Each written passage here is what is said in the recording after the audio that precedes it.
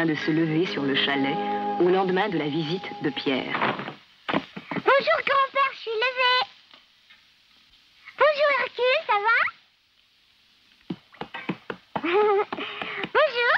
Bonjour Heidi, mais rien ne presse, tu sais, tu pouvais rester au lit. Oh non, oh, il faut que je parte tôt ce matin, tu sais. Que tu partes tôt et pour aller où ça? Mais tu sais bien, chez Pierre, voyons. Grand-mère Nathan, elle m'a invité. Tu n'y penses pas, c'est très imprudent de sortir, il neige beaucoup trop.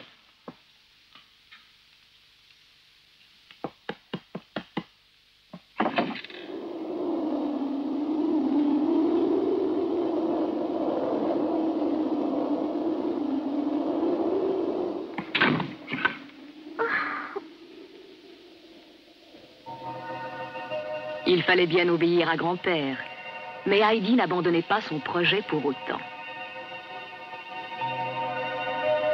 Puisque grand-mère l'avait invitée, elle croyait devoir y aller coûte que coûte.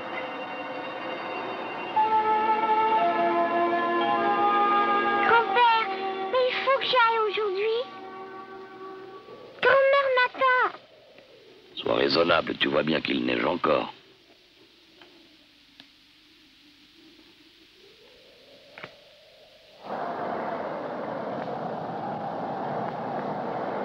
Au bout de 5 jours, le soleil se mit enfin à briller dans un beau ciel bleu.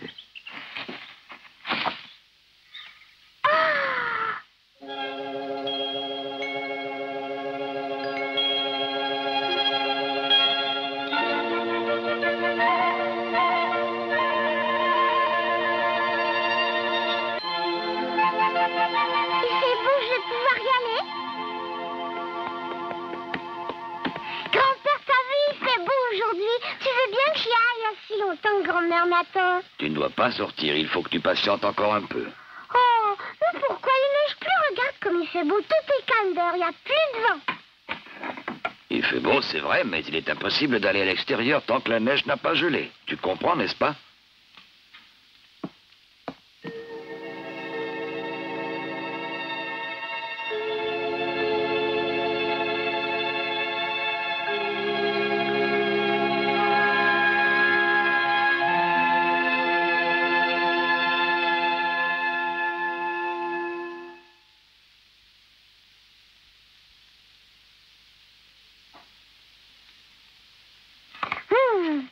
C'est bon, un vrai régal.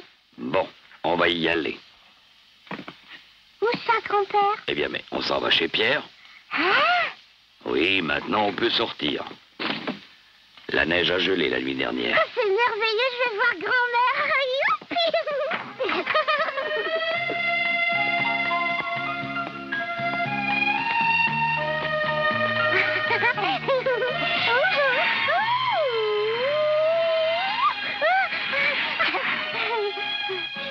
Oh, comme c'est joli. Regarde, grand-père. Qu'est-ce qu'il y a, Heidi? T'as vu les sapins? Ils brillent comme s'ils étaient recouverts d'or et d'argent.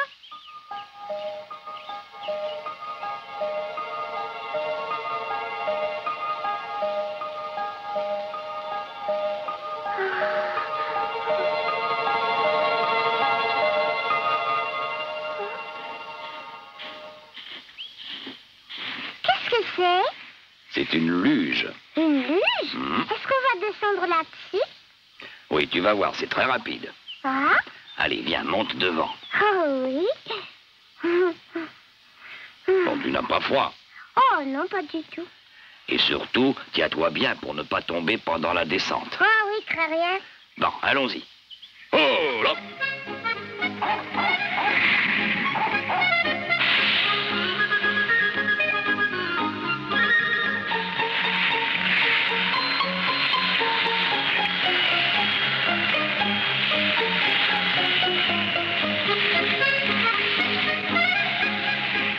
Oh, comme on va vite, grand-père, j'aime beaucoup ça.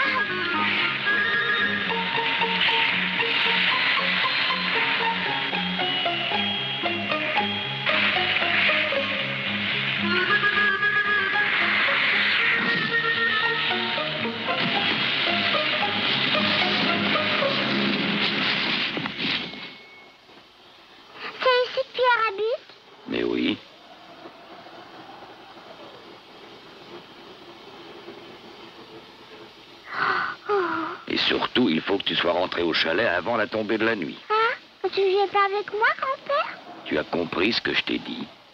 Oui, grand-père. Ah!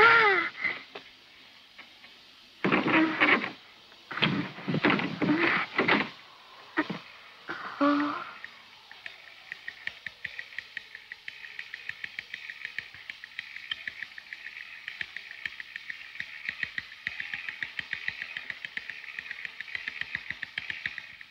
Hein?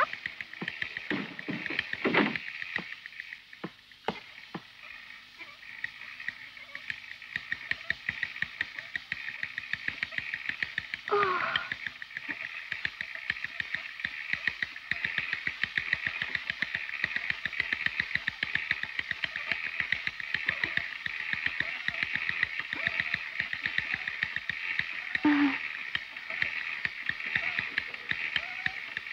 C'est toi, Brigitte? C'est moi, Heidi. Oh, C'est moi. Bonjour. Tu sais, grand-mère, je ne voulais pas te faire attendre, mais il neigeait beaucoup trop et je n'ai pas pu venir avant. oh oui, tu es venue vivre dans la montagne avec ton grand-père, l'oncle de l'Alpe. Et si c'est donc toi, Heidi, sa petite fille, hein? Oui, grand-mère. C'est bien moi. Oh, tu as les mains chaudes. Et de plus, elles sont aussi d'une grande douceur.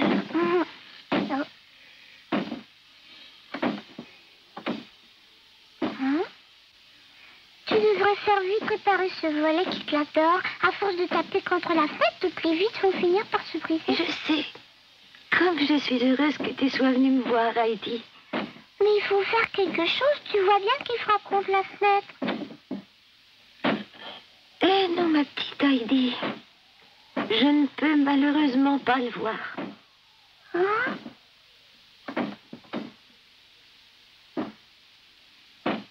Tu ne peux pas le voir? Non.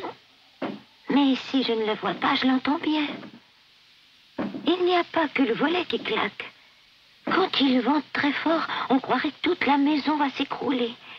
Tu la sens qui vibre de partout, on croirait que la porte va craquer. Un jour, la pluie et la neige rentreront. La nuit, si tu savais comme j'ai peur que le toit s'effondre et qu'on nous retrouve morts au petit matin. Parfois, quand le vent se lève et que la tempête gronde de partout, je reste éveillée toute la nuit tant j'ai peur que nous y passions tous. Oh, mais il ne tient pas ce volet, grand-mère. Tiens, regarde-le bien, il claque encore. Il va se briser tout de suite. Mais je ne vois rien, je te répète, ni ce volet ni le reste. Pour moi, c'est fini, hélas. Je ne verrai plus rien. Attends, je vais t'ouvrir la fenêtre pour qu'il fasse plus clair. Comme ça, ce sera mieux. Hélas, petite Heidi, ce n'est pas la peine, c'est inutile. Hein? Toute la lumière du monde ne peut rien pour moi. N'y pense plus.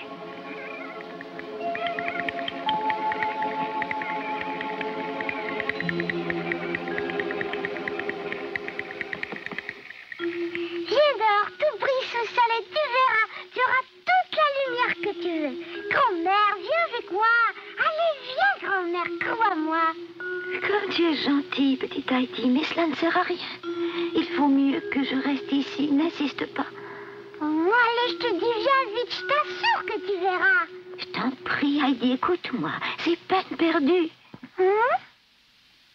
Hélas, mes pauvres yeux n'y voient plus rien maintenant. Depuis longtemps, tout est devenu noir pour moi, même la neige.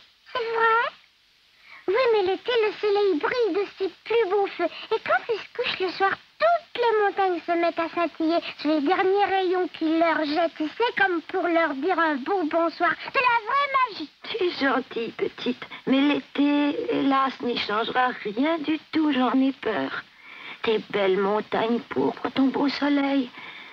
Jamais plus je ne pourrai voir leur splendeur. Pour moi, le monde est sans couleur.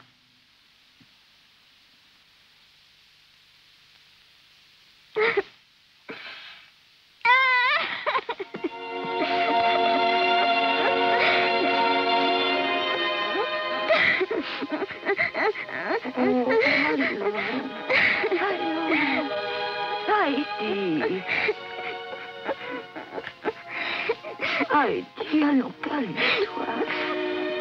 Heidi, calme-toi. Il doit bien y avoir un moyen pour que tout s'éclaire pour toi. Tu es bien sûre, grand-mère, que personne ne peut t'aider.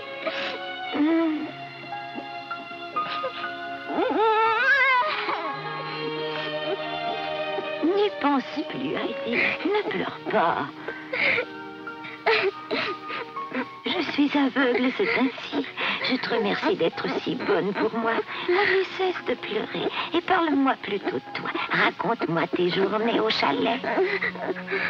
Heidi ne pleurait pas souvent, mais cette fois-là, elle était inconsolable à la pensée que grand-mère était privée à jamais de contempler la féerie de la nature. Heidi. Oh, grand-mère, j'ai une idée. Je vais le dire à grand-père. Il va pouvoir te guérir. C'est certain qu'il va réparer le volet et même toute la maison pour toi. Alors comme ça, tu seras mieux. Tu n'auras plus jamais peur que la maison s'effondre dans la tempête. Je t'assure, il peut tout faire, mon grand-père à moi. Merci, Heidi. Merci, petite. Merci, tu as bon cœur. Tu me fais grand plaisir, tu sais. Oh, Brigitte, c'est toi? Oui. Tiens, viens voir qui est là. C'est la petite dont Pierre nous parlait. Tu sais bien, Heidi du chalet. Bonjour, tante Brigitte. Brigitte, dis-moi comment elle est. Elle doit être très mignonne. Souviens-toi comme elle était jolie, sa mère. Bien que je la regarde, elle est aussi belle que sa maman Adélaïde. Cependant, elle tient de son père, Tobias. Et même de son grand-père, avec ses beaux yeux et ses cheveux noirs. Tout compte fait, elle le ressemble beaucoup. Je m'en doutais. Quelle joie que tu sois venue. Mais dis-moi, pour descendre, cela devait être dur pour toi dans cette neige. Je suis venue en luge avec mon grand-père. Hein? Oh, mais est-ce vrai? Tu dis bien que c'est ton grand-père qui t'a accompagné pour venir jusqu'ici? Ben oui, je me suis bien amusée. Tu sais, en luge, on vole comme des oiseaux. Oh. Mais c'est impossible, elle doit se tromper. Cet homme-là n'a jamais rendu service, voyons. Il ne pense jamais qu'à lui-même. Il vit seul comme un ours qu'il est et se moque bien des autres. Si, c'est vrai. C'est vrai, je vous dis, c'est lui qui m'a amené ici. Dans ce cas, c'est ton Pierre qui disait la vérité quand il nous racontait comme il l'aimait. Pierre? Mais oui, il nous dit souvent que ton grand-père t'aime vraiment beaucoup, toi, sa petite fille. Oui, même, je sais bien. Rien n'empêche que cela me surprend. Cela ne lui ressemble absolument pas. Non, tu as raison. C'est bien étonnant. Heidi, raconte-moi. Tu te plais dans ta nouvelle vie à la montagne, tu ne t'ennuies pas? Pierre ne vous a-t-on rien raconté? Il n'est pas bavard, tu sais. Il nous raconte rarement ses journées. Comme tu veux, je vais tout vous dire alors. Et Heidi de se lancer dans un joyeux récit sur sa vie avec grand-père et tout ce qu'il fait pour elle. Les belles promenades où il l'emmène, les choses passionnantes qu'il lui enseigne et les jeux qu'il lui fait découvrir. Si tu savais tout ce que grand-père peut faire avec du bois, le temps de le dire, et le bois se transforme en toutes sortes d'objets, des bols, des cuillères, des animaux de la forêt et même des jouets pour moi. Tu as entendu ce qu'il dit, Brigitte? Oui, j'ai bien entendu, mais je n'arrive toujours pas à croire ça d'un homme comme lui. Moi non plus. Pourquoi vous dites toujours la même chose toutes les deux, hein? C'est moi. Oh! Je suis venue, Pierre, comme tu vois. Heidi! Mais c'est une surprise. Pierre, c'est bien toi, tu es déjà là. J'ai curieux, je n'ai pas dans tes habitudes de revenir si tôt. D'où viens-tu, dis? Je reviens de l'école. Il y a bien longtemps que je n'avais passé un si bon après-midi. Et ta lecture, Pierre, fais-tu un peu d'effort pour t'améliorer ou paraisses-tu toujours en classe? Comme j'aimerais que tu essaies d'apprendre enfin. Ouais, je travaille. Tu me déçois, Pierre, tu sais. Je te l'ai dit, il faudrait que tu travailles plus sérieusement pour réussir en lecture. Normalement, ton âge, tu devrais déjà savoir lire. Regarde tes camarades. Mais il n'aime pas ça, l'école, dis grand-mère. C'est si important qu'il sache lire. Oui, ça l'est pour moi. De toute ma vie, je n'ai qu'une consolation, mon livre de prière que tu vois. Si je me souviens bien, là, sur l'étagère, il y est toujours, non? Il y a de si merveilleux poèmes dans ce livre, mais hélas, depuis que je n'y vois plus, il y a bien longtemps qu'on ne me les a lus. J'en suis même arrivée à les oublier, tu te rends compte? Alors tu comprends, j'ai tellement hâte au jour où Pierre saura enfin me lire ses poèmes. Je n'ai plus que lui, il représente mon seul espoir. Mais rien n'y fait. Pierre ne réussit pas à lire un seul mot. C'est peut-être qu'il ne s'intéresse pas à la lecture. Mais grand-mère, les mots sont trop difficiles dans ce livre-là. Oh, tu trouves, toi?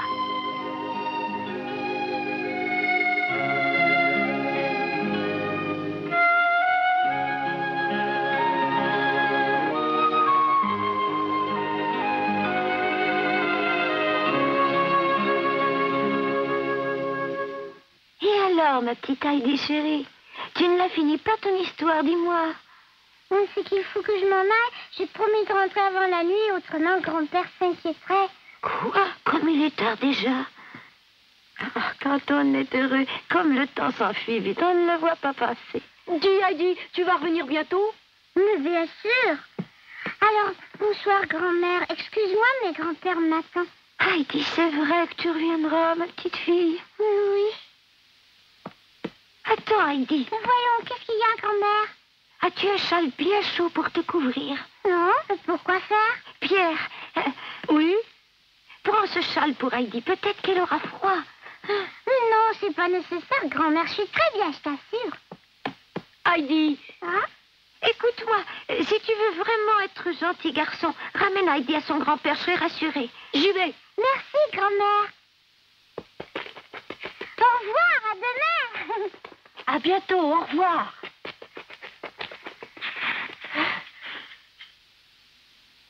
Grand-père. Je suis content, Heidi. Je vois que tu tiens tes promesses. Oui. Pierre. Tiens, rends-le à sa grand-mère. D'accord. Allez, hop. Ah, à bientôt, général. Oui, à bientôt. Au revoir. Oui, à demain. À bientôt. Grand-mère. Tu te rends compte, grand-mère? Il est venu pour la petite, pour qu'elle n'ait pas à rentrer seule. Mon Dieu, merci. Merci, Philippe. Son grand-père, tu dis? Tu en es bien sûr? Je suis tellement contente. Mais il aime alors cette petite Heidi? Je vous l'avais bien dit. Pourquoi vous m'avez pas cru? Eh, c'est vrai, tu avais raison. Hein, grand-mère? Oh, tant mieux. Je l'aime déjà tellement, cette petite. Oh, comme j'ai hâte qu'elle revienne. Le temps passe si vite avec elle. Grand-père. Oui, qu'est-ce qu'il y a? Demain, si tu voulais me faire plaisir, dis, on retournerait pour réparer le volet brisé chez grand-mère. Oui, il y a tant de choses à réparer partout dans la maison. Tu veux, là? C'est vraiment toi qui me demandes de faire tout ça ou est-ce qu'on t'a dit de me le demander? Hein? On m'a rien dit du tout. C'est moi qui ai pensé toute seule. Ouais? Oh, dis-le, grand-père, que tu vas le faire pour moi. Demain, on ira ensemble.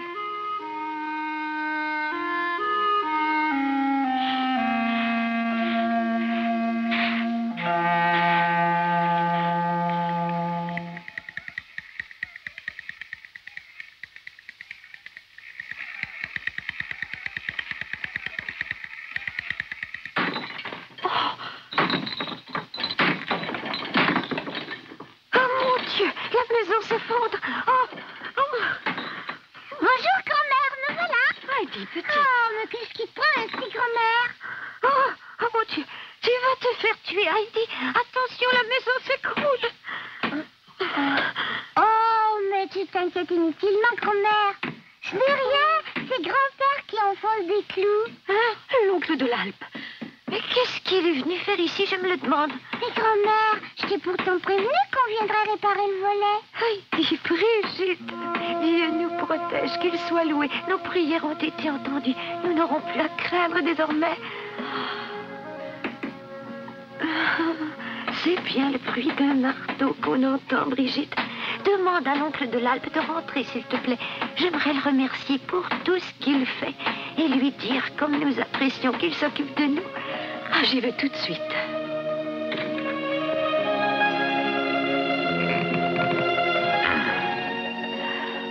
Bonjour, excusez-moi, oncle de l'Alpe.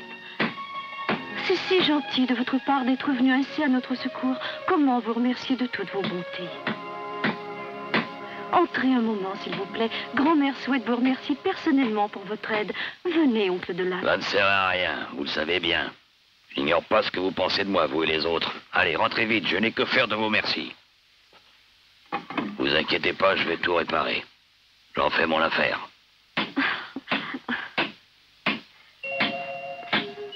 Brigitte n'ignorait pas que grand-père, têtu comme il l'était, tenait toujours parole. Aussi s'employa-t-il toute la journée autour de la maison, grimpant même sur le toit. Rien de ce qui demandait réparation n'échappa à son attention. Heidi et Pierre y trouvaient de nouveaux jeux, tandis qu'à l'intérieur, grand-mère filait, le cœur débordant d'allégresse.